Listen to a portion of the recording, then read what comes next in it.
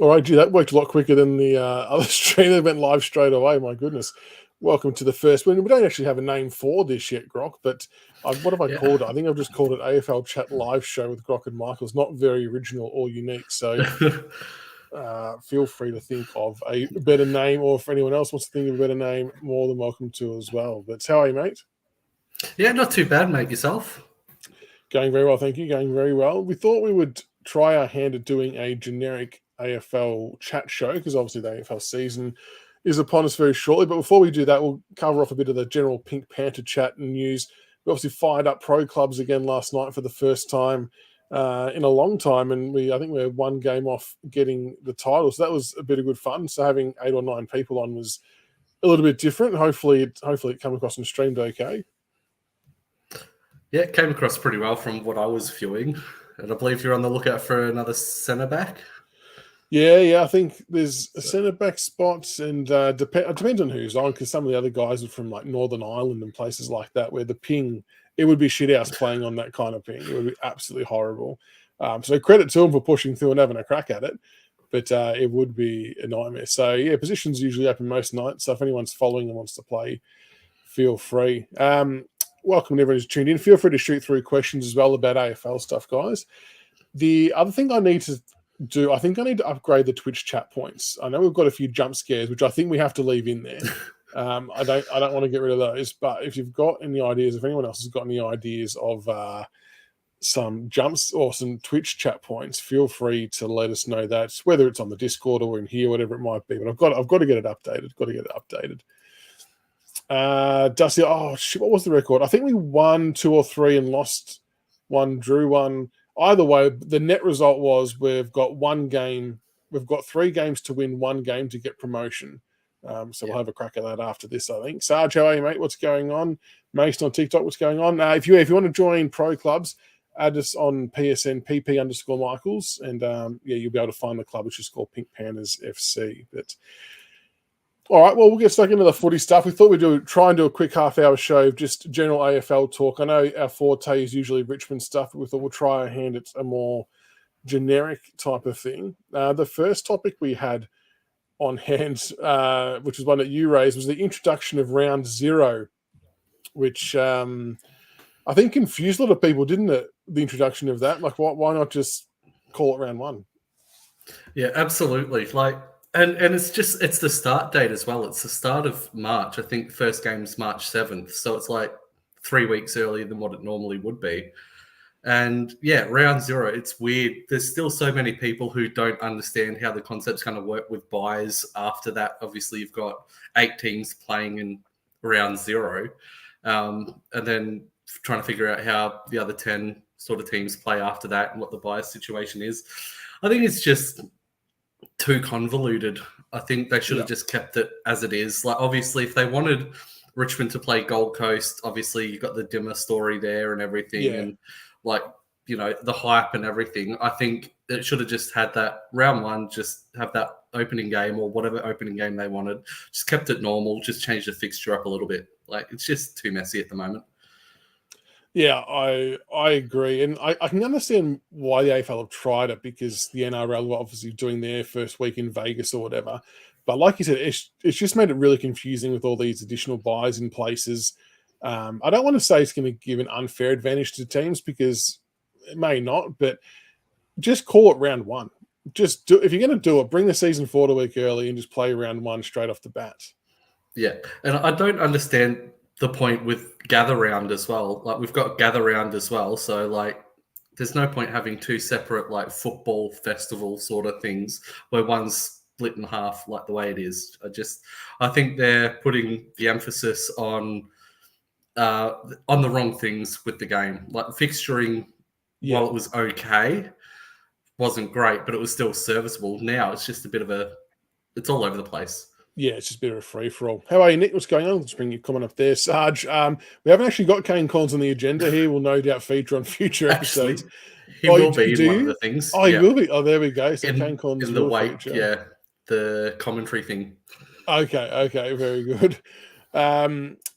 It's getting interesting. And like, to go a bit further. Round one, for me, I've always thought, and I stand by it, that the very first game of the new season still should be a grand final rematch. I know it's not playing for the cup, so it hasn't got the same prestige, but you've got two teams coming off the same break, more importantly, so there's no disadvantage there. And I think the home team unfurling the flag in front of the team they beat, it just has a bit of nastiness about it that I like. Like a bit of, it just creates a bit of banter. I know they did it a couple of years ago, and it might have fizzed. I'm not sure who the two teams were, but I think it's a no-brainer. Yeah, it was Melbourne Bulldogs. They tried it. I think it's still got legs. Yeah. Oh, thank you, Braden, for the sub as well, mate. Welcome back, mate. Good to see you on board. What does everyone else think about the opening round or opening game? Should it be a grand final rematch? Should it be someone else? Like, I don't know about you, Grock, but I was sick of it being us, Richmond Carlton. Yeah, and on the Thursday night too, and I know we're probably going to get the Thursday night against Carlton as well, but I think it should be either a replay of the match of the season, because obviously fans vote on game of the season there, or a grand final rematch. Like, it should be one of those two. Yeah. And I know we just kind of shit-canned the opening round idea, but some of the games they've actually fixtured in there are based off the final series, which is quite smart. So you're actually going to get some pretty good contests, with the exception of our game in the Gold Coast because of the dimmer factor. But I wouldn't even mind if the genuine round one was a bit of a mirror image of even the prelim finals for at least 4 games in the grand final. Might be a good way to start it. That's where I think like the opening round should be like based on, as you said, with the finals, the grand final, both teams coming off the same break. Play the losers of the elimination final play each other round one, so losers of the semis qualifying. That way, each team has the same amount of break as the other and things like that. But I think while our game against Gold Coast may not be the most skilled game, there's going to be some feeling in that. It's going to be yeah, especially up there. I think it'll be interesting. Second home ground. Brados says, I'm not against this opening round New South Wales Queensland concept, but the execution is poor. Yeah, it's just a bit of a like we were saying before, Brados. Don't mind. I agree with you. Don't mind the idea if NRL are going to play elsewhere, but just make the entire first round. Then don't split it up. And Mason on TikTok said opening game should be Richmond Carlton Thursday night, then grand final rematch on Friday night. Okay. I just don't know if the Richmond Carlton game lost its prestige at some point in time. Yeah, I think it's just now purely for the numbers that they draw. Yeah, the opening round's like 80,000. Yeah. James Racing, welcome. Round one, I'd have everyone playing in their home state, build up some real rivalries. I suppose rivalries these days are kind of just manifested by supporters, really, aren't they? I'm not sure. It would actually be interesting to know how much clubs buy into rivalries now. Although there are a few, obviously Port and North are two that have come out and said that they, against Richmond, they use that as a bit of motivation that build up. So obviously, I think, Geelong and Collingwood sort of have that as well. Essendon and Hawthorn definitely. So there's definitely rivalries there. I'm not sure it's as manic as what it was in the 60s and 70s with the tribalism. No, and I think even we kind of generated our own rivalry versus Geelong because we couldn't beat them, and probably the same with the Kangaroos. But it's interesting how what the pure rivalries are. The second topic we've got here, which has only just happened in the last couple of days, really, that the AFL, and this, keen to hear everyone's thoughts on this, the AFL have advised that players' weights will no longer be mentioned, will no longer be published in the footy records. They might still be on the club websites, although I won't be shocked if that's taken off, if they are, given that it's governed all by the AFL. But just to try and reduce the fat shaming, essentially, is what they've gone with, Grock. I've got my own theory on this, Grock, but I want to hear what your thoughts on it first is. Yeah, I think this is just political correctness gone way too far. Obviously, I think it's gone too extreme, and I could understand it for females. Obviously, they're more targeted for their weight and everything. And yes, you can say players like Stringer and even Dusty's copped it a little bit. Definitely Tipung Woody was the main one. Of course, we've got Rolton Roberts, players who've been targeted like that. But I just think them not even allowed to, commentators not even being allowed to reference like bigger frames and outmatching opponents and things like that because of their weight advantage.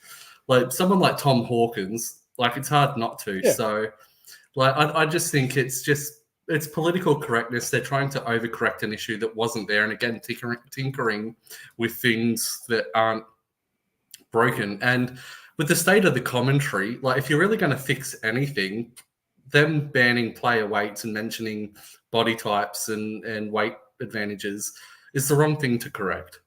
Yeah.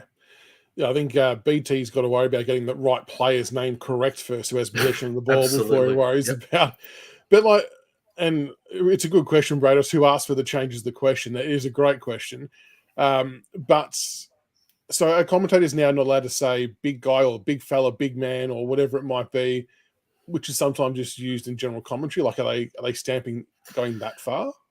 I have no idea. Know. It's just very vague, like just saying that they can't address player weights, player physiques, things like that. And I think it's a physical sport. It's a contact sport.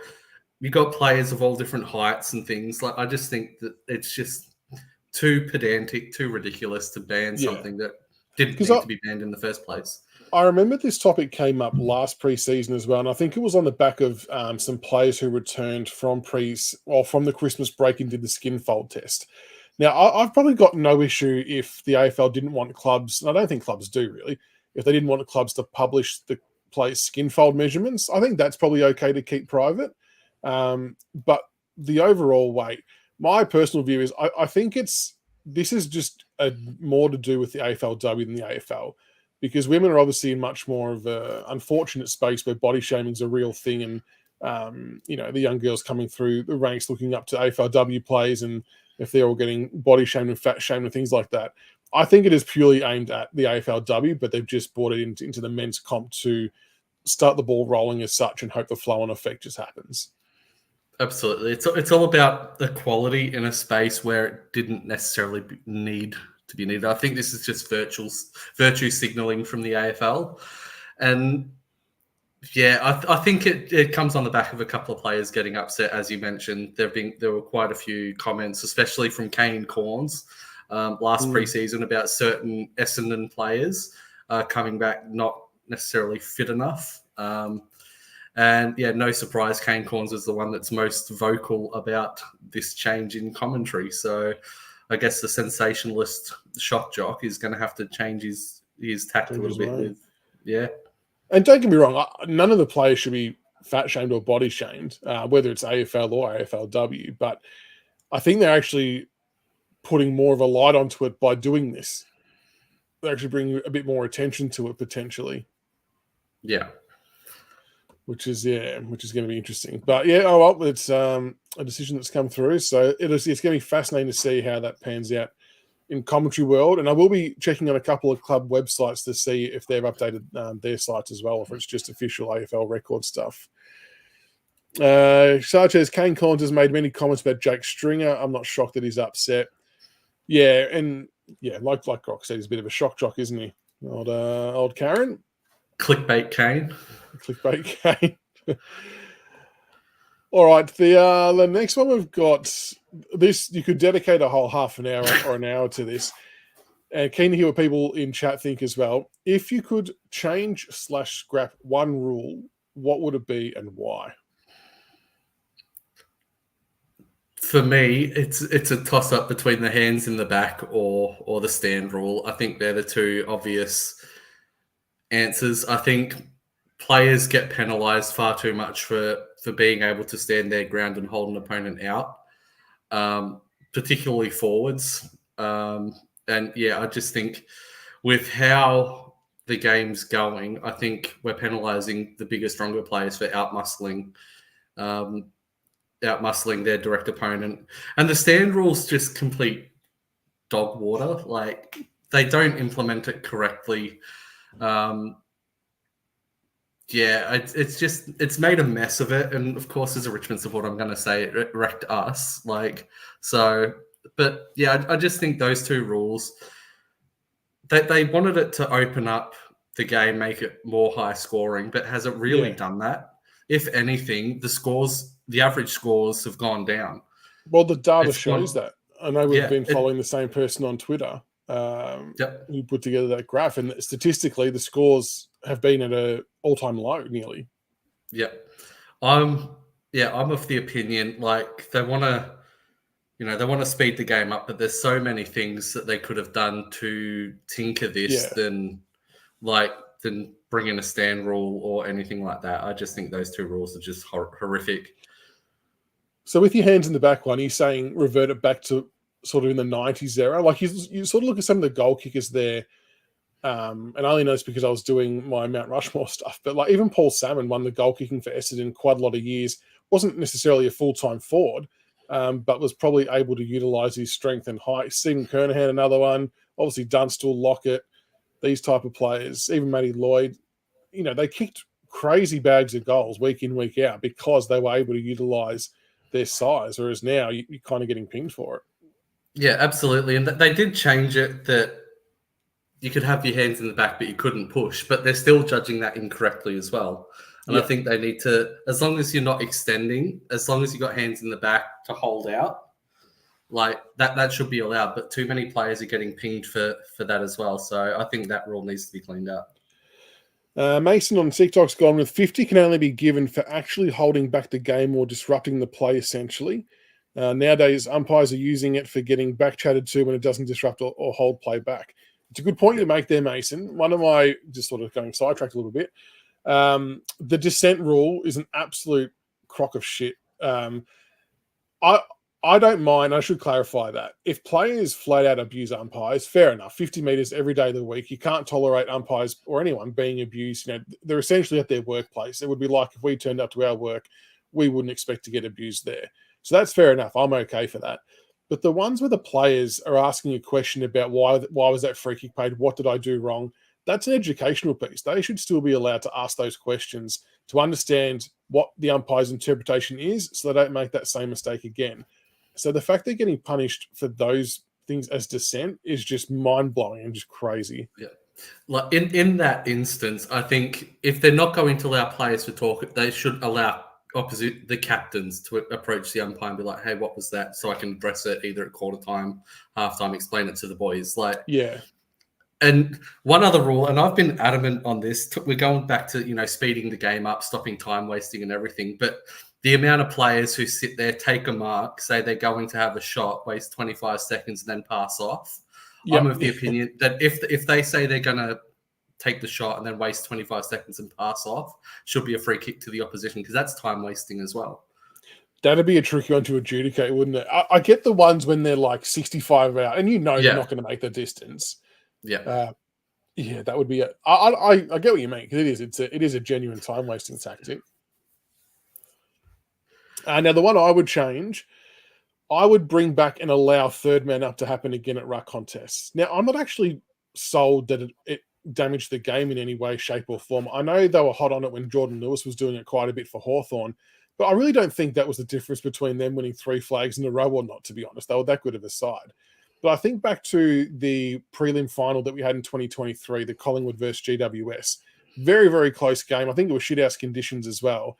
And as much as people knock Mason Cox, to his credit, for the last 2.5 minutes, the ball was kind of just stuck in the middle of the ground because he was just tapping it straight to his feet and the Collingwood players would converge, lock it in, another ball up. And the Giants ruckman, I think stupidly, kept standing side by side to Cox, and he just didn't have the height to be able to win the tap out. And it just kind of killed the game. Like there was no way that it was going to come out of there unless they pulled a bullshit free kick out, which probably could have happened. But that's where the third man up, I think, would be a good thing to have because you could have had a GWS halfback or centre halfback come flying over the top, punch it forward into space with 2 minutes to go. Then all of a sudden, the Giants are a chance to score and hit the front and make themselves their way into a grand final. I agree with what Brados has said. If they're going to keep if they're going to ban the third man up, just get rid of the nominations. Simple. Have a ruck contest. If a third player in the contest goes up, penalise them. There's no need for nominations. It gets too confusing. Like you often see umpires not know who's going up and constantly asking before they throw it up. It's like just throw the ball up. Two players go up. If a third goes up, penalise them. Simple. But do you reckon if a third goes up and impedes the opposition ruckman? Because I wouldn't mind if the third goes up, it doesn't impede the other ruckman, but still wins the hit. I'd almost be okay letting that go. Yeah, or if they're going to have a third man up and nominate a third man up, so you know who's going to go up, who can't be blocked, things like that. There's no point having ruckman nominate for the ruck contest, but if you're going to have a third man up and allow that, have them nominate so that way they can't get impeded. And I think that might help open scoring up a little bit. Because like I said, teams are so good at just locking down that last 2 minutes. They train it, drop it at your feet or converge on it, ball up. And it gets frustrating when you're watching it because you know you can't get it out. And then someone will do something stupid and then it's game over anyway. But yeah, I want to see third man up happen again. I like it. Thank you for the follow, Richo Man. Any other rules anyone's got in chat that you wouldn't mind seeing change? Feel free to send them through. Now, the last topic we're going to do before we're going to do a bit of a wheel spin, the Brownlow medal voting system, a little bit controversial, and I maybe only bring this up because of the winner in 2023, Lachie Neale. And I'm not saying he's not a good player because he is a good player, but that game where he got 3 votes for 20 disposals and about 8 of them were turnovers, and someone else had over 30, there was multiple goal kickers, it has to have been a blatant mistake. And I, for a while now, and a lot of this comes down to because it is a midfielders award, rightly or wrongly. And I think that's mainly because it's the umpires doing the voting and the midfielders are always under their nose. And the umpires have got enough shit to worry about anyway, really, on a match basis. I would like to see there be a Brownlow medal voting panel, whether it's 8, 10, 12 people, so it's split up a bit more. But I'd like it to be players who have been retired from within the last 5 years, so they've still got a feeling for the game. I just think we might get a bit more consistency, and I think we might see some other players other than midfielders poll more votes.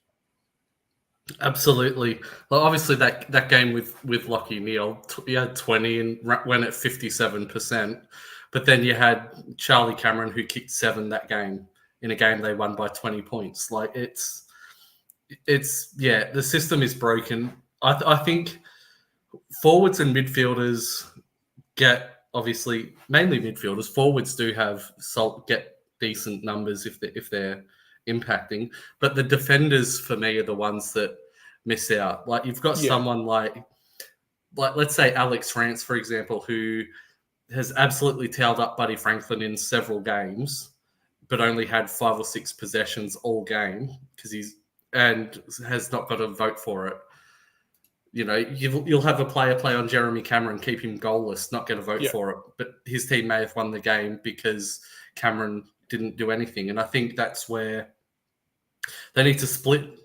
They need to split the awards like they have. That's where I think coaches award. I think that's why players rate the Players Association award and the Coaches Association award a lot higher than the Brownlow because it's judged by the people who watch the games, know what the roles are, how hard it is, and things like that. And that's where a lot of defenders get votes, a lot of the forwards get votes as well. I think I do think that if the Brownlow should be kept as an umpires award, but I don't think it should be the be all and end all of what it is. I think, if anything, the other 2 awards, the Players Association, should be the one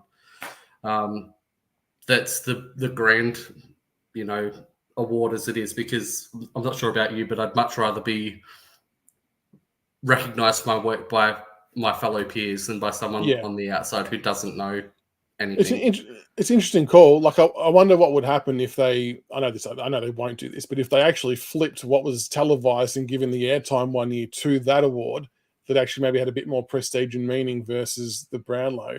Because like you said, you've got the Coleman for the forwards. The fullbacks just get shit. Or the closest thing they get is the Golden Fist Award. The Fist, yep. Yeah, on Bounce, whatever it is. But Braden had a good suggestion. Each club has a representative that is assigned to a random team each week. So if you had one retired player from each club that had retired in the last 5 or so years, at least you've got a bit of fairness across the board, and you've still got players who are fresh out of the game. Yeah, maybe take it out of the umpires' hands, put it in their hands, and get them to judge a 3-2-1. Possibly. I mean, Yeah, there's going to be a lot of traditionalists out there that want the umpires to still do it. And maybe there's a place for them to have a vote that's incorporated into it somehow. Kind of like how the Rising Stars done, maybe. yeah. But And I don't I know. get that Sarge Brody did get votes, but I'm pretty sure Brody had like 30 or 32 possessions. Like he had an absolute monster game at halfback, and that's like playing at halfback. They generally tend to rack up. I'm more talking about the third defenders and the key defenders who take the big boys and do a decent job on them. Like if Yeah. we're talking about them, like Dylan Grimes would have easily gotten votes against Brisbane every time he played him for toweling Charlie Cameron up. Like, And even if you go back a bit further, players like Scarlett, Josh Gibson, yeah, players like that who were just absolute generals down back would have hardly got a look in for a vote, but they would have done a yeah, ridiculous job on the best forward week in, week out. yeah. Yeah, I That's mean, where, yeah, good call, man. yeah, that they lacked the Defensive Player of the Year award, even though we want to stay from American modernisation. It's a good point you raised, Min. People don't like when things become Americanized from an AFL standpoint, but there just needs to be some due recognition for defenders, I think. It's an unloved position. Fred, AFL need to rethink how they change the Brownlow votes. I agree. I think they're a little bit too stubborn and they're stuck in their ways. And I'm not sure. It would be interesting to know if it was in like the bylaws or anything like that, where maybe it's harder to change than what we think. But yeah, it's an interesting one. Question from Fred: is the AFL Grock going to change the score review system this year? No, when like They're upgrading to the new iPhone. Yeah, I mean, yeah, they're going to go from a an old iPhone 4S camera technology to what the iPhone X. Like, yeah, no, it's been broken since its inception, and the fact that it's been this long and they still can't get a decent quality picture. But you look at NRL, for example, who don't have anywhere near what the revenue the AFL would have, considering it's so small in comparison. Like, I think the AFL, like with this round zero and gather round and all of these initiatives that they're throwing money at and advertising and merchandising, I think they're targeting the wrong things. Things like the score review system, which is controversial, has cost teams money through finals, losses, through controversial calls, Brisbane, and things like that. I think the money should be invested back into the game before you start expanding on things that aren't necessarily needed. Now, on that, I can't say too much, but in the near future, there will be some improvements made in this area. So I will get in trouble if I elaborate further. I'm not sure how well it will work. Is this the old chip in the ball suggestion? It might be. Yeah. Yeah, we've sort of we've seen bits and pieces, and it looks really cool what they're doing. But I'm just not sure when and how impactful it will be. But I think it's a good step in the right direction. But the camera wise alone, they need to upgrade that shit. It's borderline embarrassing. So, Dill, how are you, mate? Umpires need to look at the rule book compared to how they help some interstate teams. Yes, there's always a bit of unconscious bias, I reckon, with some umpires in games. But again, that's another topic that could go on for hours and hours. All right, the last thing we're going to do, because we're going to try and keep them to 30 to 33-minute shows. I'm saying that in anticipation. Grock's got a spinning wheel up on his screen. We won't be able to see it because this program doesn't allow us to split screen that stuff. But he's going to spin up 4 clubs, one at a time, of course. And we're going to answer some rapid-fire questions, being the finishing position for that club, the breakout player, which player needs to step up, and is their coach under pressure to perform in 2024? So feel free to send through your answers as well once Grock spins up a team. Okay, first up we have... Surprise, surprise, Geelong. Oh, Geelong. It just had to be. Ooh. Finishing position. I'll go 7th. I'll go 5th. I think they'll be round about top 4. I don't think they'll necessarily make it. Breakout player? Do they have anyone young enough to deem as a breakout player? Sean Manor. I mean, obviously that's not necessarily a young player. He'll be 26 next year, but coming in from the VFL, solid player. I think he'll be the one that smashes it. If not, they've got a youngish forward called Shannon Neal who looks solid at VFL level. Or I'm with Min on this. Max Holmes, that's a good call because he was out injured for a long term, wasn't he? Was it injury that kept him out, or did they drop him? I know he was like playing really well, and then he was no longer there for a little bit. But I think it was injury. That's a good call. Which player needs to step up for the Cats? Danger. I think like his season last year, good, wasn't great. I think he's the one that really needs to step up. If not, probably Ollie Henry for what they paid and what the output that they're getting for him. I think he's the one that necessarily probably needs to stand up, especially with Hawkins probably on his last legs now going in. Definitely.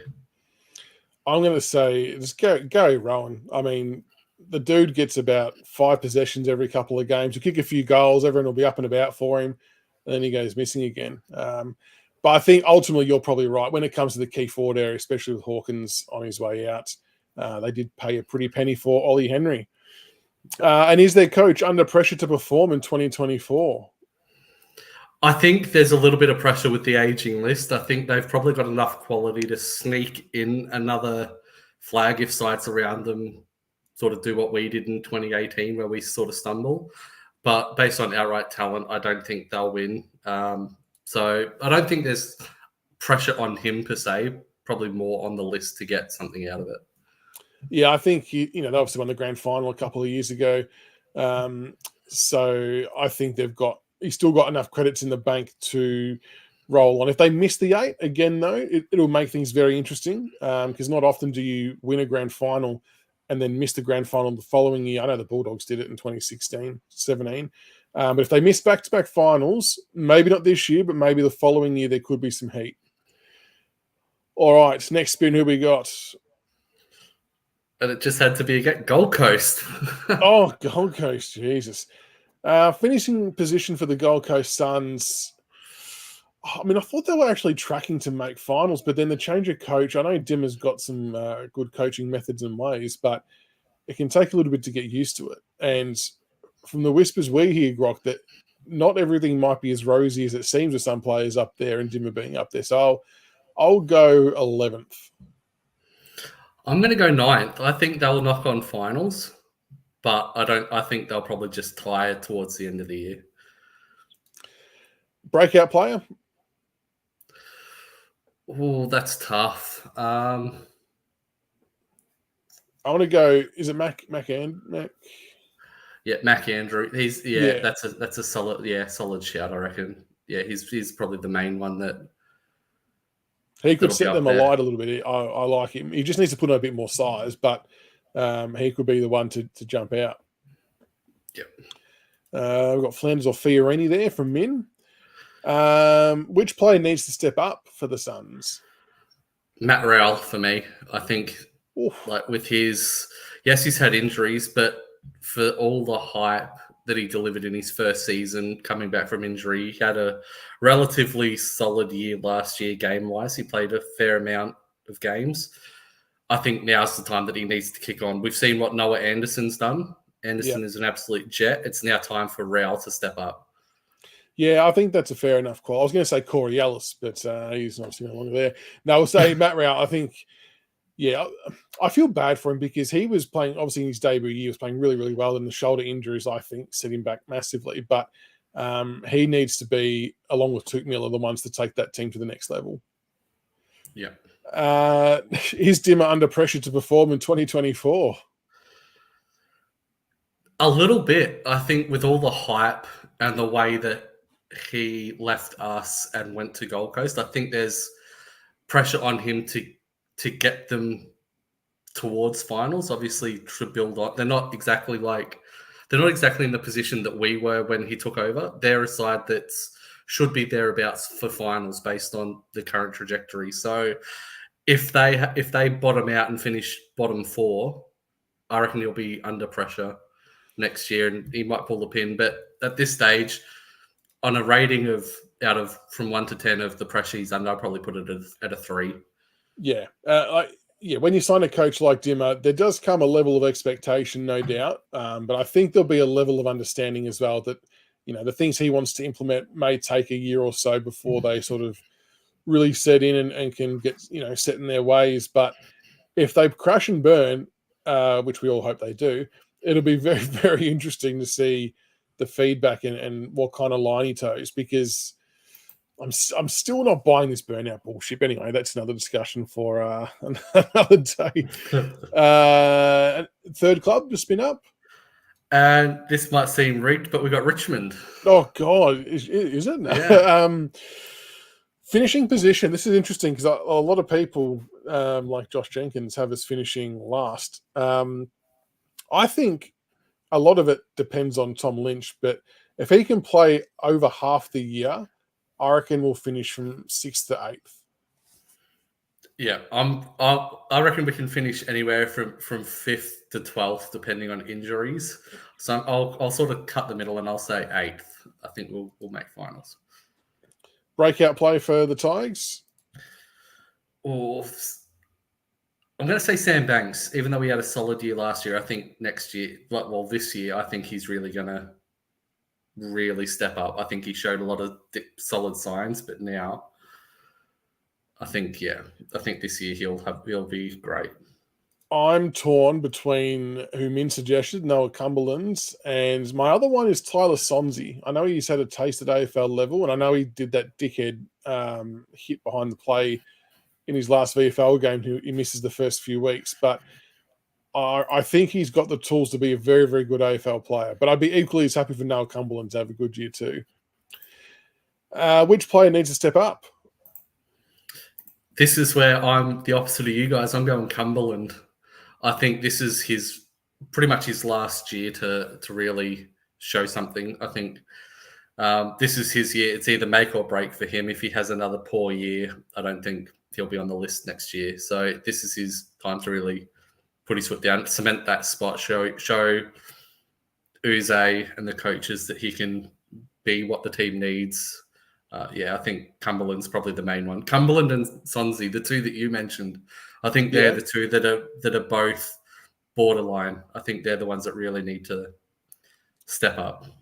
The player I want to see step up is Samson Ryan. I want him to really make a position his own. I know it's hard because he's competing against Nank, but I want to see him cement himself because I think the kid can play. And I hope he's not a victim of circumstance, but I want to see Samson Ryan take his game to another level. Miller could be another one of his last chance. Must and Darton will definitely have a good year, I reckon. So. And the last team?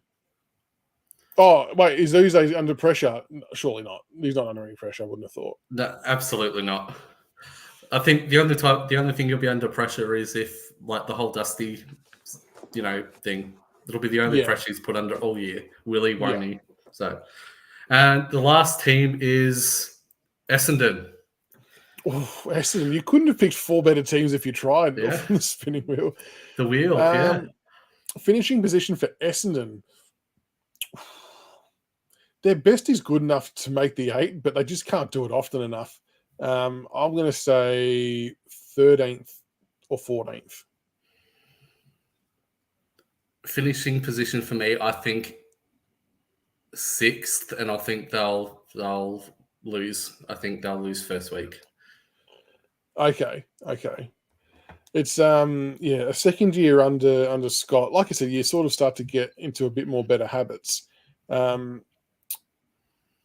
Breakout player for Essendon. I think Reed. I think is it Archie? Yeah, Dersman's another one. Yeah, but I'd say he's had a breakout season at Port. Like, he wouldn't be necessarily. I wouldn't class him as being someone who's going to have a breakout season. I think a couple of their younger players, Archie Perkins might be one who I reckon might have an absolute gun year if he gets his body right. Cox, I'll go with. Is it Nick Cox? Yep. Marcus on TikTok said Essendon got no excuse but to finish in the 8 with the list they have. And Mason said breakout player for the Bombers will be Martin or Alwyn Davey Jr. Wild call, but we'll see. Not bad. Davey Jr.'s might be a very, very good shout. Now, if I mention the number 7,072, what would that mean to you? Do I have to say it? It's a bit of a loaded question. Yeah, I think many Bombers fans would be counting down the days on their calendar, Jeez, just crossing it out. Hoodoo. I know. Which player needs to step up for Essendon?